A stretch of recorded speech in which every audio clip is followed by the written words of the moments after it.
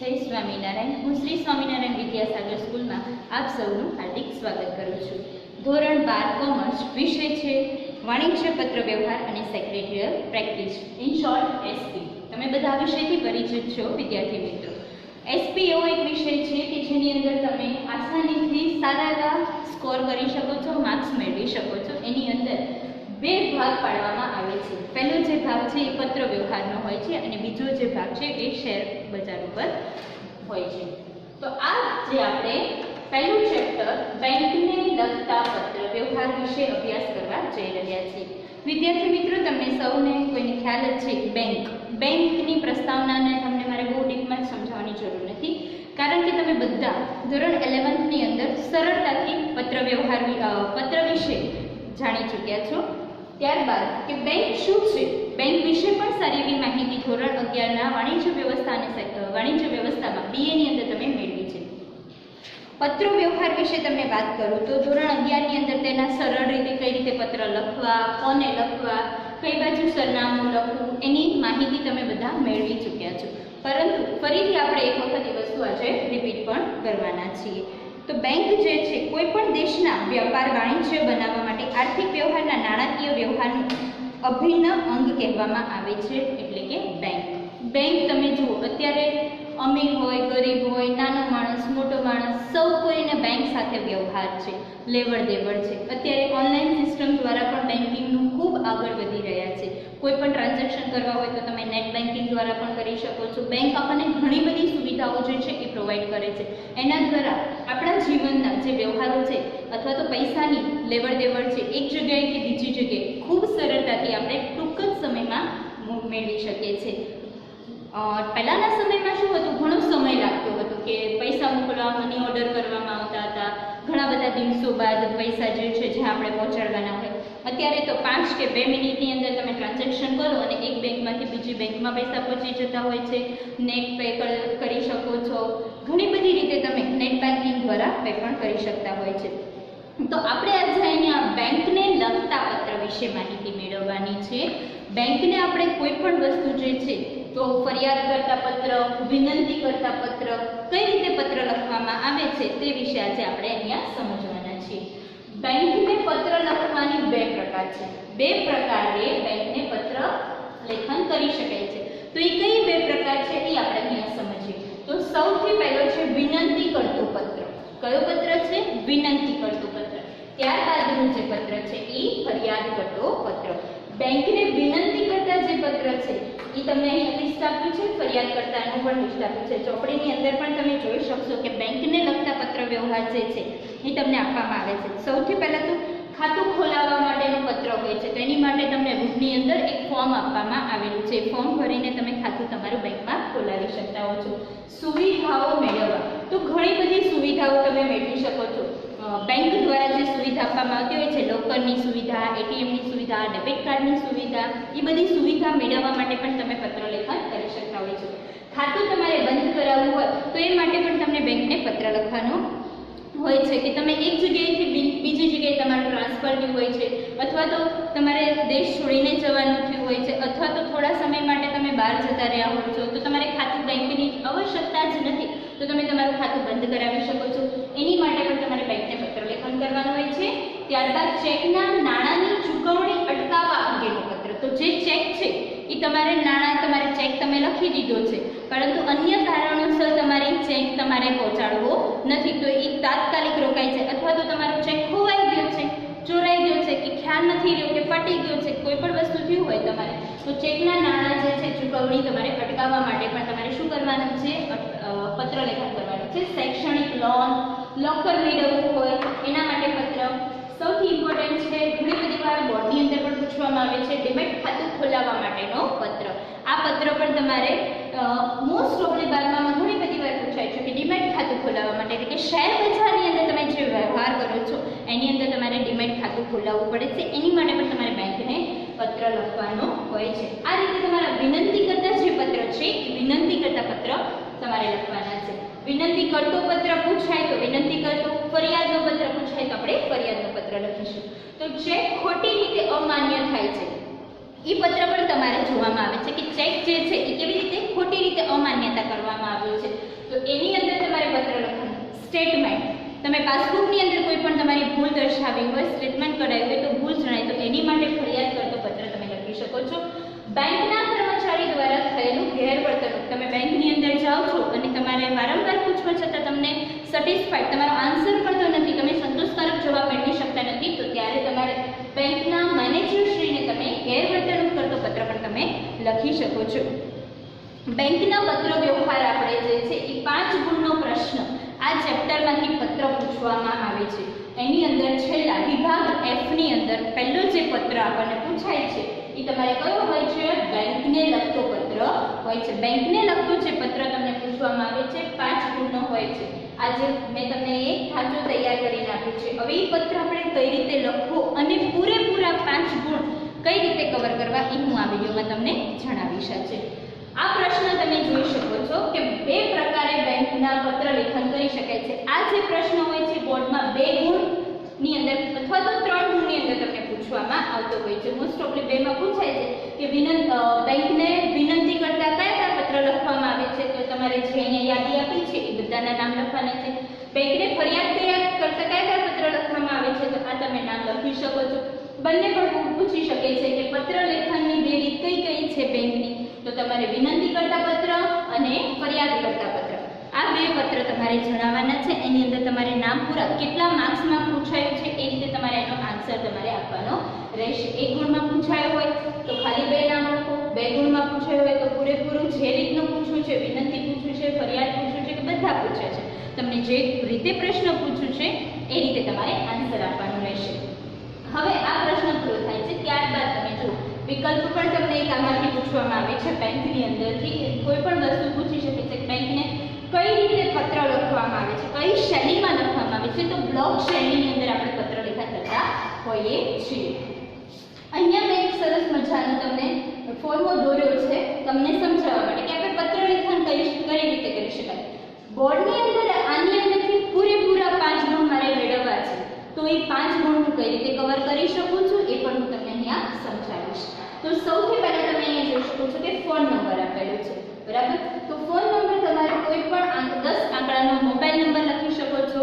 Landline code સાથે તમારે અહીંયા લેન્ડલાઇન નંબર લખી શકો છો અને ઈમેલ એડ્રેસ તમારે લખવાનું રહેશે. તમારે જેને લખો છો એના નામનું ઈમેલ એડ્રેસ બનાવી અને અહીંયા તમારે જીમેલમાં લખો કે yahoo.com કરીને જે રીતે તમે લખો અહીંયા ઈમેલ એડ્રેસ, આ બંને વસ્તુ લખવાની રહેશે. પત્ર 2 ભાગમાં વહેંચાયેલો છે વિદ્યાર્થી મિત્રો. પત્ર 2 ભાગમાં વહેંચાયેલો છે, પહેલો ભાગ અને બીજો ભાગ. પહેલો પોર્શન આપણે અહીંયાથી પૂરો થાય છે અત્યારે અને અહીંયાથી બીજો શરૂ થશે. તો આ બંને વસ્તુ અલગ પાડી અને પહેલા આપણે પહેલા ભાગ વિશે સમજીશું. ત્યારબાદ લખનારનું સરનામું, જે પત્ર લખે છે તેનું સરનામું તમારે લખવાનું અહીંયા રહેશે. તો એની અંદર ખાસ કેરફુલી તમારે ધ્યાન રાખવાનું છે કે પત્ર જે લખવામાં આવે છે તો એકદમ લીટીની નીચે લીટી વ્યવસ્થિત દેખાય એવી રીતે તમારે લખવાનું છે. તમારે જે તે વ્યક્તિનું નામ લખ્યા પછી તમારું એડ્રેસ, તમે જ્યાં રહો છો તે, પછી એની શેરીનું નામ અથવા તો તમારો એરિયા જે છે એનું નામ લખો, પછી તમારા સિટીનું નામ. આ રીતે તમારે એડ્રેસ લખવાનું છે. સૌથી પહેલા તમે અહીંયા શું દર્શાવી શકો છો તો કે નામ લખવાનું છે. પછી અહીંયા તમારો ફ્લેટ નંબર કે શેરી નંબર જે હોય એ તમે અહીંયા દર્શાવી શકો છો. પછી તમારું જે અહીંયા શેરીનું નામ હોય અથવા તો તમારા એરિયા જે રહેતા હોય એનું નામ હોય એ તમે અહીંયા લખી શકો છો. ત્યારબાદ અહીંયા તમારે અહીંયા શહેરનું નામ જે છે, તમે ભાવનગરમાં રહો છો, અમદાવાદમાં રહો છો, રાજકોટમાં રહો છો, ગાંધીનગરમાં રહો છો, જે તે સિટીમાં રહેતા હોય ને ત્યાંથી તમે જે પત્ર લખો છો એ તમારે શહેરનું નામ લખવાનું રહેશે. આટલું એડ્રેસ તમારું પૂરું થઈ જશે. ત્યારબાદ એક લીટી છોડવાની છે. ત્યાર પછી તમારે અહીંયા શું લખવાનું છે? તારીખ. બહુ સરળ રીતે તારીખ તમારે અહીંયા દર્શાવવાની છે. જે પણ તારીખ હોય, આજે ધારો કે સપોઝ કે 11 તારીખે હું પત્ર લખું છું તો 11 તારીખ લખો. સિમ્પલી તમે તારીખ પણ લખી શકો છો અને એ રીતે ન લખવી હોય તો 11 પછી અહીંયા તમારે જે મહિનો ચાલતો હોય, જૂન મહિનો ચાલે છે, જૂન 2020 એવી રીતે પણ તમે લખી શકો છો. અને તમને જ્યાંનું પત્ર લખવામાં આવ્યું છે કીધું છે એવી રીતે તમારે તારીખ દર્શાવવાની છે. ધોરણ 11માં તારીખ વિશેની ડિટેલ્સ પણ આપણે સરળતાથી મેળવી શકીએ છીએ કે કેટલી રીતે તમારે તારીખ લખી શકો છો. પછી તમારે છે બેંકને લગતા પત્ર વ્યવહાર છે એટલે તેને તમારે અહીંયા મેનેજરને લખવાનો છે. કોને લખીશું? સરકારી ઓફિસમાં લખવાનું તો છે તે અધિકારીને, મ્યુનિસિપાલિટી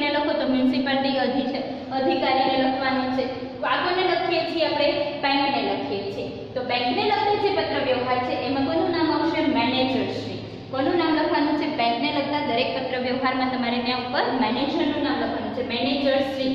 પછી મેનેજરનું નામ નહીં, ખાલી મેનેજર શ્રીનું સંબોધન લખવાનું છે. ત્યારબાદ બેંકનું નામ, જે તે બેંકની અંદર તમારે ફરિયાદ કરતો પત્ર અથવા વિનંતી કરતો પત્ર તમારે લખવાનો છે, એ બેંકનું નામ લખવાનું છે. બેંકનું સરનામું, બેંક કયા એરિયામાં છે, કઈ સિટીમાં છે, એ શહેરનું નામ, અને બેંક જે તે જગ્યાએ છે તેનું સરનામું. અહીંયા જે શહેરનું નામ હોય અહીંયા શહેરનું નામ બેંક, કારણ કે એક બેંક એક જ સિટીમાં હોય, એવી રીતે તમારે લખવાનું રહેશે. એટલે અહીંયા શહેર અને અહીંયા શહેરની સેમ રે, એક ખાસ ખ્યાલ રાખવાનો.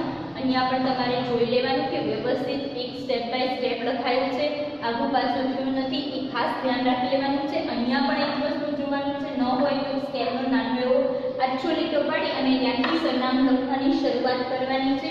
તમારું જેટલું ચોખ્ખું અને સ્વચ્છ તમે લખાણ લખશો એટલા જ માર્ક્સ સરળતાથી કવર કરી શકશો.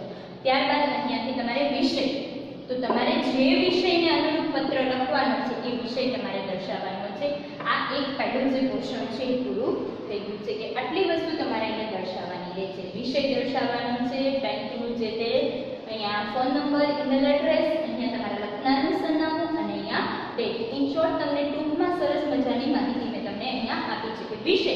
તો વિષય કેવી રીતે લખશું, કોનો પત્ર છે, તમને જે સૂચના આપવામાં આવી છે ક્વેશ્ચન પેપરની અંદર કે ખાતું મારે સુવિધા મેળવવી છે પણ એટીએમ મેળવવાની, તો અહીંયા લખો એટીએમ મેળવવા બાબતે તમારે પત્ર લખવો છે. અથવા તો તમારી સ્ટેટમેન્ટમાં ભૂલ થઈ છે, ફરિયાદ કરતો પત્ર છે, તો અહીંયા લખો સ્ટેટમેન્ટમાં ભૂલ થઈ છે તે બાબતનો પત્ર. શોર્ટમાં જ વિષય લખવાનો છે. વિષયમાં આખી લીટી જે પ્રશ્ન આપ્યો છે પૂરેપૂરો તમારે ઉતારવાનો નથી. તમારે જોવાનું છે કે કઈ બાબત દર્શાવવા માંગે છે આપણને સૂચના, એ સૂચનાનો અમલ કરી અને તમારે લખવાનો છે. પછી બેંકના કર્મચારીને તમારી સાથે ગેરવર્તન કર્યું છે, તો એ વસ્તુ અહીંયા તમે વિષયમાં લખી શકો છો. આ રીતે જે વિષય તમને દર્શાવવામાં આવ્યો છે એ વિષય તમારે લખવાનો છે. કે ડીમેટ ખાતું ખોલાવવા, તો અહીંયા તમે ડીમેટ ખાતું ખોલાવવા બાબત આ વિષય તમારે દર્શાવી શકો છો. ત્યારબાદ સંબોધન, માન્ય સાહેબ શ્રી, આ રીતે તમે સંબોધન કરી શકો છો. તમારી રીતે તમે સંબોધન તમે લખી શકો છો. સાહેબ શ્રી છે એ તમારે સરળ અને સાદું છે એ તમારે બધી જગ્યાએ વાપરી શકો છો કે સાહેબ શ્રી. તમારે પછી ત્યારબાદ અહીં આગળ તમારો વિષયની શરૂઆત કરવાની.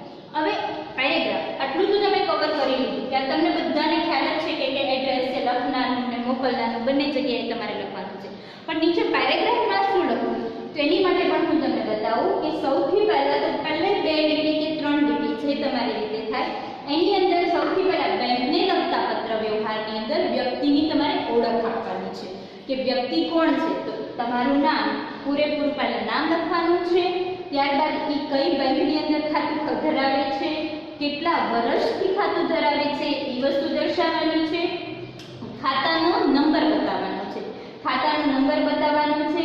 ચાલુ ખાતું છે કે બચત ખાતું છે એ તમારે દર્શાવવાનું છે. આ ત્રણેય વસ્તુ, 4 વસ્તુ તમે દર્શાવશો એટલે 2 કે 3 લીટી તમારે થઈ જશે. એ પેરેગ્રાફ તમારે અહીંયા શું કરવાનું છે, પૂર્ણ કરવાનું. ત્યારબાદ બીજો પેરેગ્રાફ લેવાનો છે. બીજા પેરેગ્રાફની અંદર મધ્યના ફકરામાં વિષયને અનુરૂપ માહિતી આપવાની છે. શેને અનુરૂપ માહિતી આપવાની છે, વિષયને અનુરૂપ તમારે માહિતી આપવાની છે. કયા બાબતે આપણે લીધું તો કે ડીમેટ ખાતું ખોલાવવા બાબતે મારો વિષય હતો, તો એને અનુરૂપ કે ડીમેટ ખાતું ખોલાવવા માટે મારી બેંકમાં આટલા રૂપિયાનું બેલેન્સ પડ્યું છે, શેર માર્કેટમાં હું રસ ધરાવું છું, મારે શેર માર્કેટમાં આટલું રોકાણ કરવું છે માટે હું ડીમેટ ખાતું ખોલાવવા માંગુ છું. તો એના વિશેની જે માહિતી છે કે ખાતું ખોલાવવા માટે મારે કયા કયા ડોક્યુમેન્ટ્સની જરૂર પડશે, જેની જરૂર પડે એ વસ્તુ તમારે અહીંયા દર્શાવવાની છે કે મને જણાવજો અથવા તો તમારા પ્રતિનિધિને એ મોકલજો, જેથી કરીને હું સરળતાથી ડીમેટ ખાતું ખોલાવી શકું છું. અથવા સમય આપજો તો હું ત્યાં આવીને રૂબરૂ તમારી પાસે આ વસ્તુની જાણકારી મેળવી શકું અને મારું ખાતું ખોલાવી શકું. તો એવી રીતે તમારે ડીમેટ ખાતા વિશેની માહિતી મેળવવાની છે.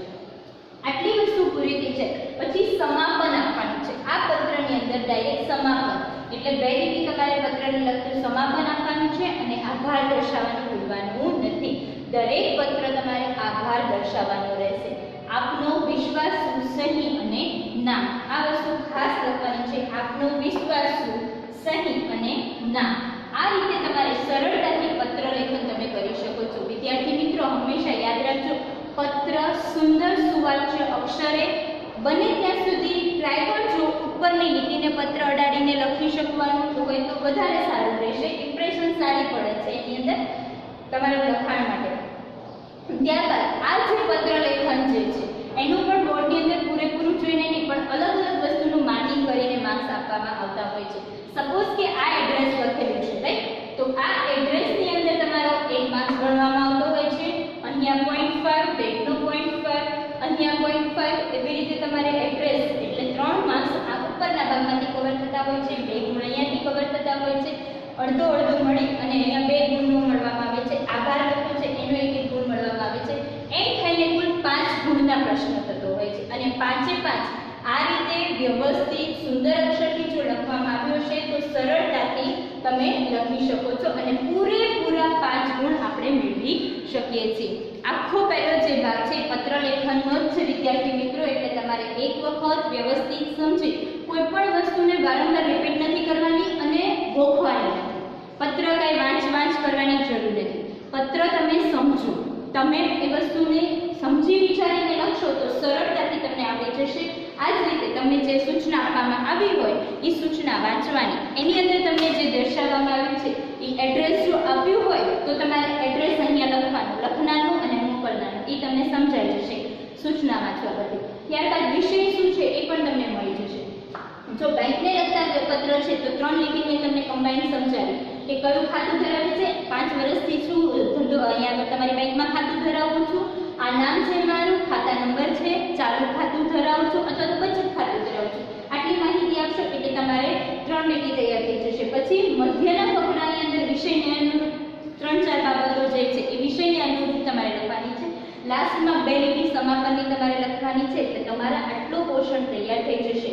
આભાર દર્શાવવાનો છે અને આત્મવિશ્વાસ અને સહી એટલે બધા પત્ર, કોઈ પણ પત્ર આ એક વખત તમે જો વ્યવસ્થિત સમજી જશો તો કોઈ પણ પત્ર તમારે ગોખવાની જરૂર નહીં પડે. એકવાર વાંચશો, સમજશો કે કેવી રીતે પત્ર લખવાનું છે તો આસાનીથી પૂરેપૂરા 5 ગુણ તમે મેળવી શકશો અને આની અંદર પૂરેપૂરા 25 માર્ક્સ પણ કવર થઈ શકે છે. તો એટલું ધ્યાન રાખી અને સરળતાથી પત્ર લખીએ એ વસ્તુ આપણે જોવાની છે. બેંકના પત્ર લખવા બાબતે તો તમને બધાને ખ્યાલ જ હશે કે કોઈ પણ વસ્તુ જે છે એ બેંકની અંદર તમારે સરળતાથી ઘણા બધા મેં તમને દર્શાવ્યા છે કે આટલા પત્ર છે. બુકની અંદર તમને બધા જ પત્રના ઉદાહરણ આપ્યા છે. સ્વાધ્યાયની અંદર એના પત્ર બીજા પણ આપવામાં આવ્યા છે. બેંકને લગતા આવા ઘણા બધા પત્ર છે એ આપણે હવે આગળના વિડીયોમાં તમને હું એક પછી એક સમજાવીશ. કોઈ પણ પ્રશ્ન હોય તો તમે અહીંયા મને પૂછી શકો છો, મેસેજમાં મેસેજ કરી અને પછી તમે જાણ કરી શકો છો, તેનો હું તમને જવાબ અવશ્ય આપીશ. હવે તમે જુઓ કે ખાતા નંબર, શેર બજાર ને બધા પત્રો છે તો ડીમેટ ખાતું ખોલાવવાનું હોય. આપણે સિમ્પલી નાનો એવો પત્ર જોઈએ કે તમને મેં કીધું ડીમેટ ખાતું ખોલાવવાનું છે તો ડીમેટ ખાતા ખોલાવવા બાબતની જે ડિટેલ્સ હોય એ તમારે લખવાની અને પત્ર તમારે શોર્ટમાં અહીંયા પૂરો થઈ જશે. આ આખો જે બેંકને લગતા પત્ર વ્યવહારની જે શોર્ટમાં તમને માહિતી છે એ મેં તમને અહીંયા બતાવી દીધી છે. તમે ચોપડીમાં બધા પત્ર જે છે આ જ રીતે લખેલા છે અને કોઈ પણ પ્રશ્ન થાય, તમને પત્ર ન સમજાય, કઈ રીતે લખવું એ ન ખ્યાલ આવે તો તમે મને પૂછી શકો છો. આ ચેપ્ટર તમારી માટે ખાસ મહત્વનું છે. આના પછીના જે ચેપ્ટર છે એ પણ સેમ જ છે બધા પત્ર લેખન ઉપર. તો આપણે પત્ર લેખન બાબતે આ વિડીયોમાં તમને મેં સરળતાથી સમજાવ્યું છે કે પત્ર કેવી રીતે, કઈ શૈલીમાં લખાય છે અને કેવી રીતે તમારે પૂરેપૂરા 5 ગુણ મેળવી શકો એ વસ્તુ પણ તમે મેળવી શકો છો. અને કોઈ પણ પ્રશ્ન હોય તો તમે મને જાણ કરી શકો છો. મારો વિડીયો તમને જો ગમે તો લાઇક એન્ડ શેર અને સબસ્ક્રાઇબનું બટન દબાવવાનું ન ભૂલતા. જય સ્વામિનારાયણ.